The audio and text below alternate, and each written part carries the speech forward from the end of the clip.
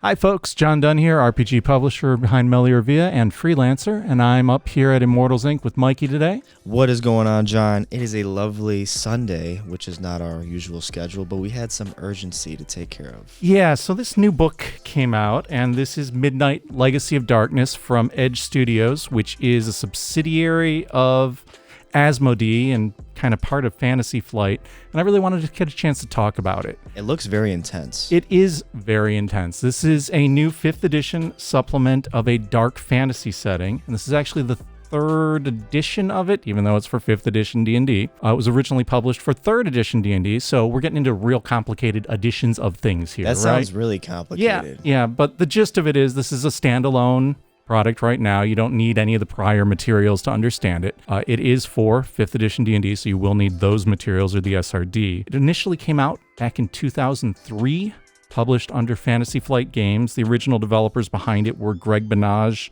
and Robert Vaughn.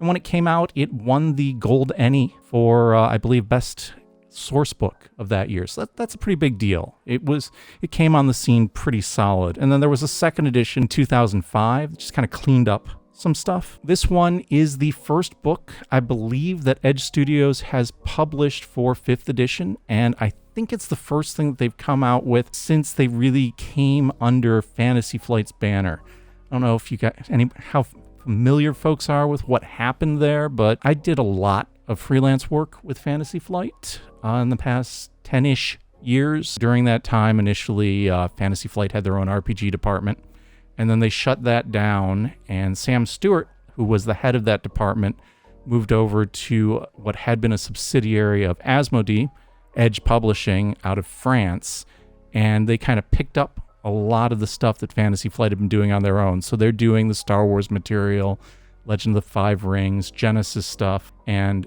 Midnight. This is the first completely new thing, I think, that they've come out with since really working under that banner.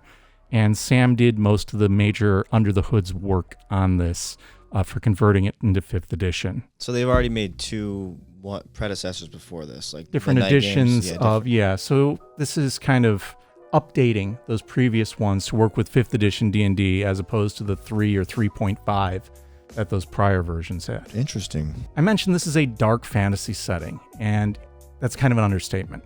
The gist of the setting is that there was a big war, and the god of darkness by the name of Isrador came and invaded all of the lands where humans and elves and gnomes and halflings were happily coexisting.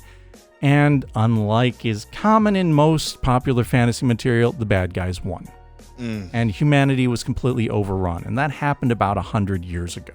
All hail Isrador. And when humanity was overrun, the halfling populations were mostly overrun, and the gnomish populations are kind of indirectly working for the bad guys at this point. And all that's left of the resistance are some elves in their forests and some dwarves under their mountains.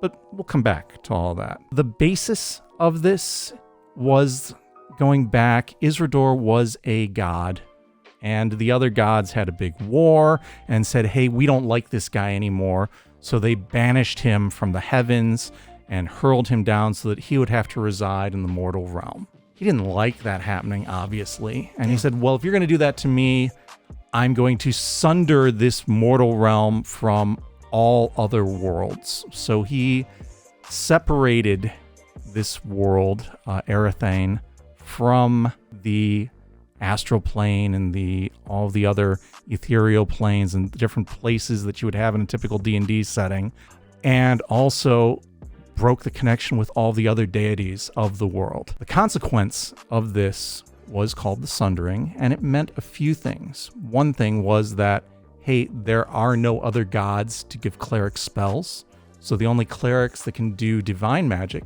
are the ones who are servants of Isrador. Another consequence of this was that when people die, they don't have anywhere to go. A lot of people, when they die, just come back as undead.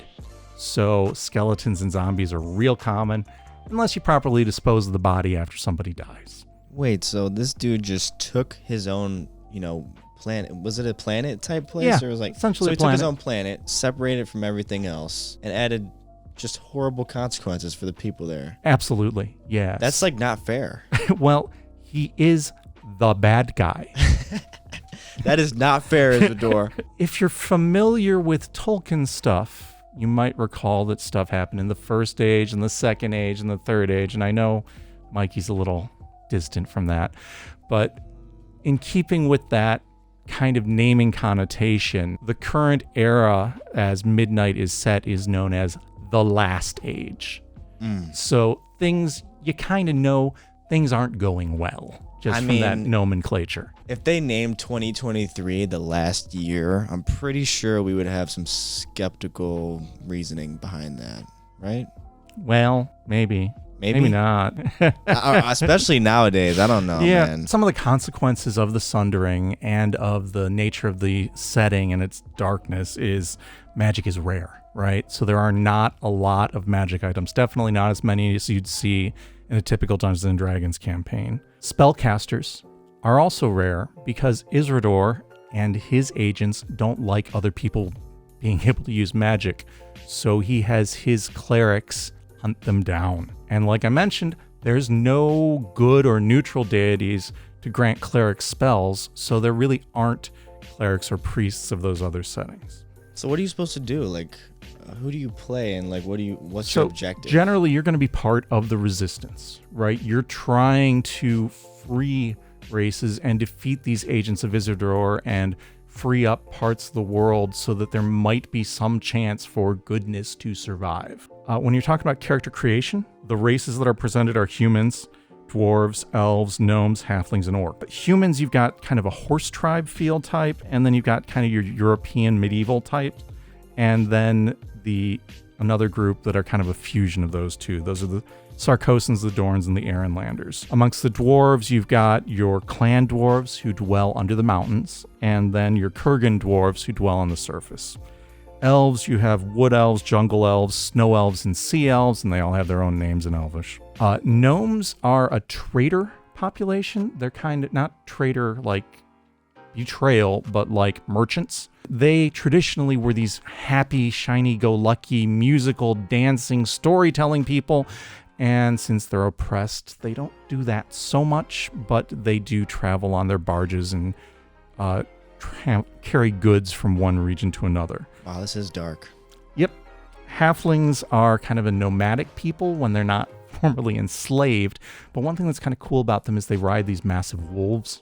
And then you have orcs who are in the service of Isildur, but then you also have orcs who are trying to be free and battle against him. Orc civil wars going on in here? Yes, you definitely have elements of that. Yeah, so you do have some orcs as a player character option because of that. Characters have heroic paths rather, which are kind of a themed set of feats that give you some options, and characters do get access to more feats than you would normally see in a typical D&D rule set.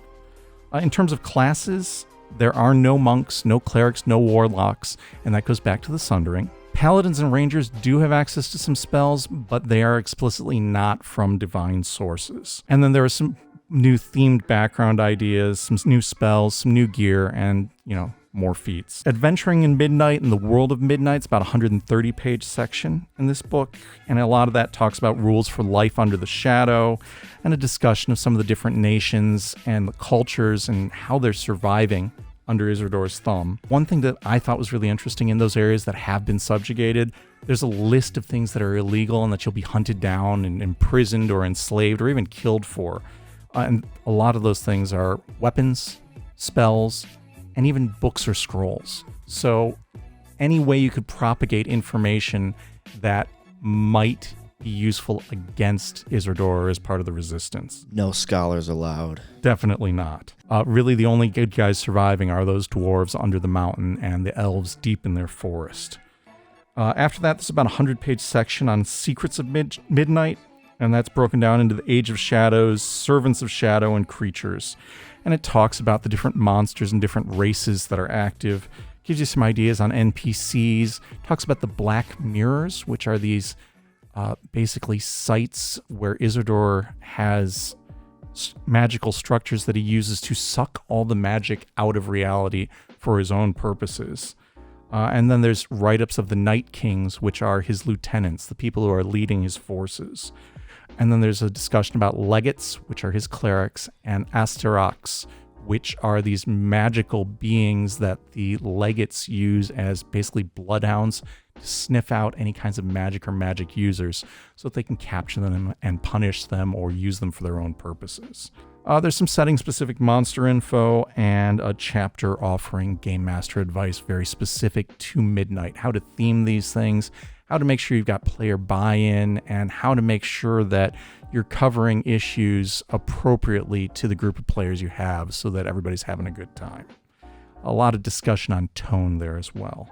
This is a full-color book. It is 372 pages, published by Asmodee under their Edge imprint, and it's $55. Got copies up here on the shelf at Immortals Inc. or available through immortalsinc.com. Stop in and take a look and see if this is something that might be up your alley. Just total darkness. I'm kind of scared just sitting here. But yeah, man, it's here. It's brand new. And yeah, beautifully said, John. Till next time, good gaming, folks. Peace.